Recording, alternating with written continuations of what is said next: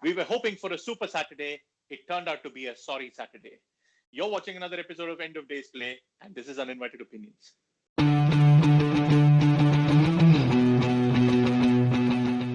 Nags, your impressions on the day today? Yeah, a lot expected, but I think we all came out disappointed with the quality of cricket we got to see. I think both games ended up being extremely one-sided, so much so that there were two games, both of which the chasing side ended up achieving the total in less than 15 overs. So that's as one-sided as they can get, and two of them came on the back of each other. The only thing that I could say about today's games is that it still keeps the last round of games interesting. So let's look at the first of those games today. It was between the Mumbai Indians and the Delhi Capitals. Let's take a quick look at the scorecard. Mumbai Indians won the toss, put the Delhi Capitals into bat. Delhi were pathetic with the bat. Is the mild way of putting it. They had absolutely no momentum. Trent Bolt was brilliant up top, taking wickets with the new ball, and then Jasprit Bumrah came in and just knocked the stuffing out of Delhi's middle order, and they limped to a very sorry 110. In response, Mumbai, as they do always, got off to a frenetic start. Ishan Kishan has run into a rich vein of form, smashed the bowlers to all parts of the ground, was ably supported by Quinton de Kock, who played a sedate innings, and Surya Kumar Yadav to see Mumbai through to a very, very comfortable win. Nothing of note for the Delhi bowlers. Delhi I think are following the Kings 11 template from 2018. A fantastic first half of the season. And then, something goes wrong. In Delhi's case, Rishabh Pant's injury was unfortunate. And that sort of sucked the momentum out of their entire tournament. And they've been struggling ever since. I don't really know where to exactly pinpoint the flaw that Delhi needs to rectify. Their batting is not gaining any momentum. They at least had a stable opener scoring big runs in Shikhar Dhawan, while the other opener was struggling. But today, or the last few games, both openers have actually struggled. So that has opened the door early for the opposition to have a look into the middle order. And the middle order isn't standing up, which is a big problem. Shreyas Iyer has had some success in the early parts of the tournament, but he somehow seems to get bogged down when he has to rebuild game after game. He is not able to play his natural game at any stage. Rishabh Pant is completely out of sorts. I can't mince my words here. He does not look the person with all that promise that burst on the scene 2 years back. Hetmeyer and Stoinis have virtually played through the entire length of the tournament. Stoinis has had a couple of games where he has made an impression, but I think Hetmeyer needs to lift his own weight up a little bit. At some stage, he has to come good. He has to take the responsibility and probably hold one end up and score something and give some kind of a total for their bowlers to defend.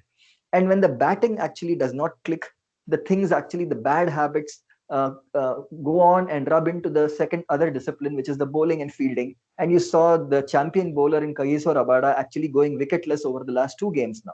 If I am a Delhi supporter, I'll be very worried if they will actually qualify for the playoffs. There's a very real chance that they won't be able to qualify. I think when I look at the tournament so far, there's a few Indian batsmen who have diminished their reputation, and unfortunately for Delhi, they've got three in the same team: Prithvi Shaw, Rishabh Pant, and Ajinkya Rahane. They've all had a terrible IPL, and they've it's tarnished their white ball credentials, which is unfortunate. They only had to look at the team at the other end of the field to see what what confidence does to them, which is Mumbai Indians. They were bold enough to make a couple of changes. Hardik Pandya was rested. They brought in Jayant Yadav in his place. They got in Colton Isle for James Pattinson, and still, they just grew from strength to strength. Another fantastic bowling performance. Trent Bolt was brilliant with the ball, swinging it up front, taking key wickets as he always does in the power play. And then when Bumrah came on, he was just fabulous. He was just virtually unplayable. At the start of the tournament, there were a couple of games where he used to yo-yo between being very good and being ordinary. But over the last few games, has really showed us why he is the premier white ball bowler in the world, and he's now looking like a real force reckoned with. And I'm worried for other teams facing him that how are they?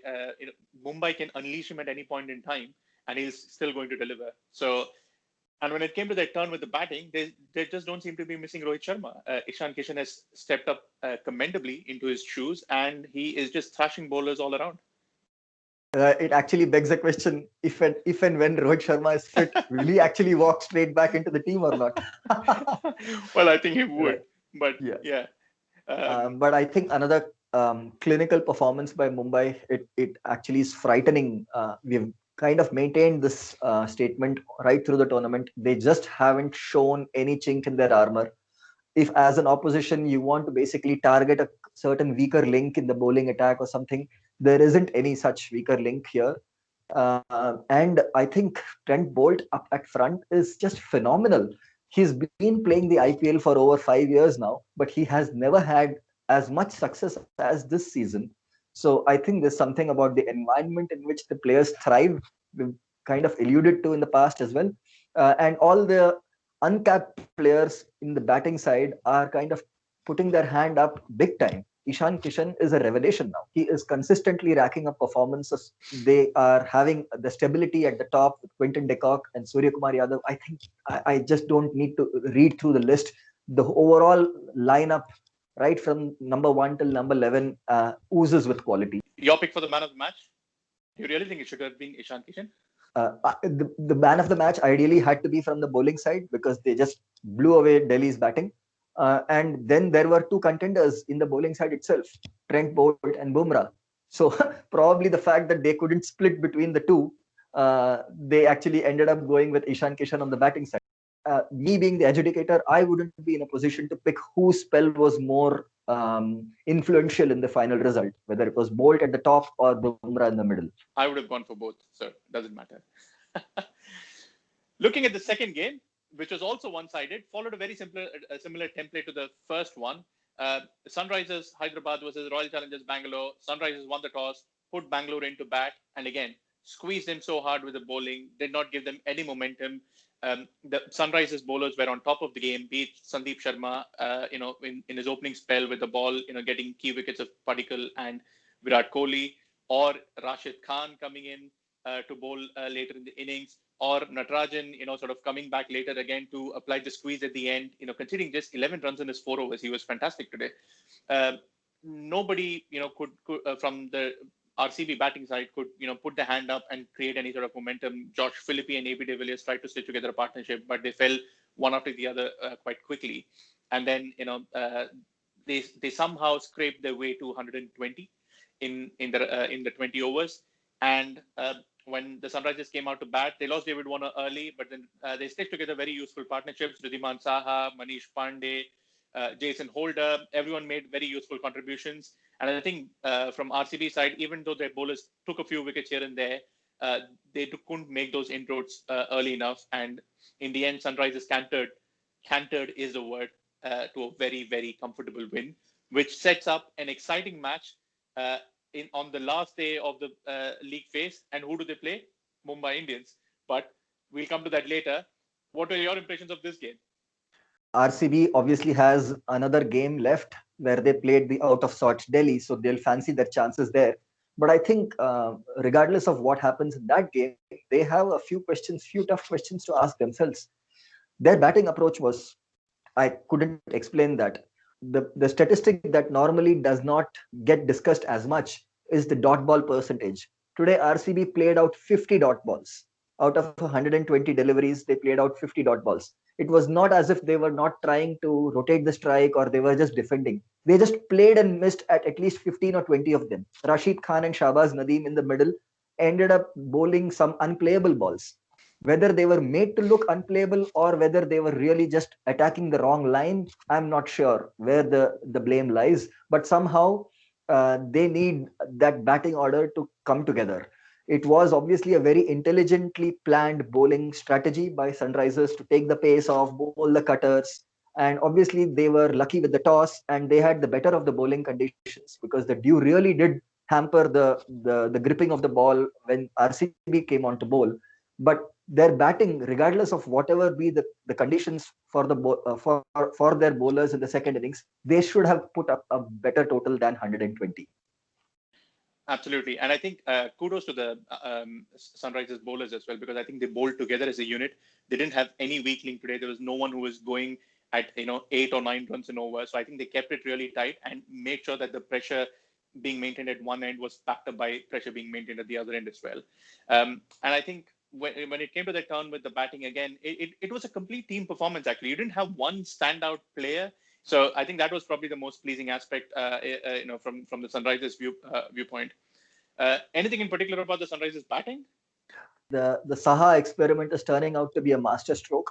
He obviously can go hard at the ball at the top, and then if he actually gets his eye in, he is a decent, more than a decent player of spin, and he knows how to maneuver these slow, sticky wickets, two-paced wickets, because he has loads of domestic experience. So he is actually an asset, and I don't see how Bairstow will get another game actually going forward. But what I felt was Sunrisers appear to be little lean in their batting order. You had Abhishek Sharma walk out at the fall of Wriddhiman Saha, and then at the fall of Kane Williamson, it was Jason Holder. Obviously, Holder has a lot of batting pedigree when it comes to test double hundreds and on. But then beyond that, if you look at it, there was no Vijay Shankar today, and you were looking at Sandeep Sharma and Shahbaz Nadeem and Rashid Khan and so on. So it's a very shallow batting order. So the people at the top must put some price tag on their wicket. And Manish Pandey, I thought, played a very loose shot to get out. David Warner is probably allowed to go hard at the top because he has to capitalize on in the power plays. But I think when you have got your eye in, you shouldn't be throwing it away the way Manish Pandey did. At one stage during the chase, you started wondering whether they are going to stumble the same way they actually stumbled chasing a similar total against Kings 11 Punjab a week earlier. Yeah. So you shouldn't let the opposition have any look at your batting lineup, and you should be clinical, which is what Mumbai has actually shown the other teams. So and I think from RCB's point of view, their bowling was probably not at its best today. Their best bowler Yuzvendra Chahal was brought in too late, and he did create some pressure, but that was not backed up at the other end. So batsmen were able to sort of play him out. Despite despite Sunrisers batsmen trying to go after him and conceding their wickets, they were still able to comfortably, play the bowlers at the other end and still keep the scoring rate moving along. Quick pick for the man of the match, Sandeep Sharma. Yes, hard to argue against that. I would say Jason Holder came close with a reasonable contribution with both the bat and the ball. So I think the more crucial wickets were taken by Sandeep Sharma up at the top, and it was very good to see the subtle seam movement that he was getting, the knuckle balls. So a lot of skill on display. So rightly the man of the match. I agree with you, Sandeep Sharma for me as well. Looking at tomorrow's games, we are entering into the final phase of the league games. Two mouth-watering contests if they turn out to be close. So you've got the Kings 11 Punjab against the Chennai Super Kings and the Kolkata Knight Riders against the Rajasthan Royals. So let's take a look at the first game. Kings 11 versus CSK. Punjab need to win this game to secure themselves a place in the playoff. What do you think is going to happen? Do you think they would win? They could win, but then again, there is Chennai, which is playing with free spirit. But considering there is so much at stake for Punjab, I think they will be able to raise their game. It is a day game, so dew certainly should not be as much of a problem as they actually faced against Rajasthan in their previous fixture. And I think more than anything, they would want to avenge the 10-wicket defeat they had in the reverse fixture against CSK. I think Kings 11 deserve a place in the playoffs, so I'm backing Kings 11 tomorrow. The second game is between two teams which will hope for a win and then will keep an eye out on the results elsewhere because they don't have a great net run rate situation. Who do you back between the KKR and the Rajasthan Royals? It's hard to look beyond Rajasthan Royals for once. They seem to have finally stumbled upon the right batting order, and all their personnel are in super batting form. Just that I think their weaker link is certainly their bowling attack, and there is nobody to support Jofra Archer. I hope somebody likes of Varun Aaron or Karthik Tyagi pull their socks up, and the spinners are probably doing just okay to hold their place. Well, if I'm Owen Morgan, I'm going to practice tossing my coin because it's a home game for KKR and he's going to be the one tossing the coin. So who wins the toss is definitely going to bowl first. So I'm backing the team which bowls first. That's a wrap on today's episode. Thank you so much for watching. If you like this video, please like and share it with your friends. Subscribe to our channel to keep more videos coming your way. And as always, we'll see you again tomorrow. Until then, good night.